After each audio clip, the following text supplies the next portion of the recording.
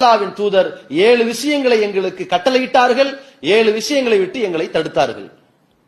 கட்டளையிட்ட 7 விஷயங்கள் என்ன? ஃபذكر عيادة المريض, நோயாளிகளை நலம் விசாரிக்க வேண்டும் என்று சொல்லிக் கொடுத்தார்கள்.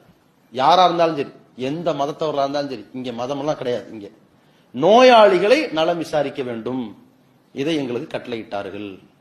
வத்திபாயில் ஜனாயிஸ், ஜனாசாவை பின்தொடர வேண்டும். இப்ப வரும்போது என்ன வரும்? அல்லாஹ்வுடைய தூதர் அவர்கள் அதற்கான சிறப்புகளை நன்மைகளை சொல்லிட்டாங்க. ஜனாசாவை பின்தொடர்ந்தால் ஒரு கீராத் நன்மை இருக்கு. தொழுகை முடிந்து அடக்கம் செய்யப்படும் வரை இருந்தால் இன்னொரு கீராத் நன்மை, உகது மலை அளவு உள்ள நன்மை கிடைக்கும் சொன்னாங்க. ஒருவன் உயிரோடு இருக்கும் பொழுது அவன் நலம் நாடுவது போல, இறந்து விட்ட பிறகும் அவனுக்கு கேட்பதற்கு நாதி இல்லை. அவனை பார்ப்பதற்கோ, அவனை தூக்குவதற்கோ, அவனை துடைப்பதற்கோ, அவனுக்கு ஆடை உடுத்தச் செய்வதற்கோ ஆளில்லை என்கின்ற ஒரு நிலை இறந்து போன மையத்துக்கு ஏற்படக்கூடாது. அல்லாஹ்வின் தூதர் அந்த நலம் நாடுதலில் எப்படி ஒரு மார்க்க சட்டத்தை சொல்கிறார்கள். அதற்கு பிறகு சொல்றாங்க, தஸ்மியத்தல் ஆதிஷ், தும்மக்கூடியவன் அல்ஹம்துலில்லாஹ் என்பான், அவனுக்கு நீ பதில் சொல்ல வேண்டும். இர்ஹமுக்கல்லாஹ், அல்லாஹ் உனக்கு அருள் புரிவானாக என்று அவனுக்கு நீ அருளை கேள். இப்படி நலம் நாடுவது.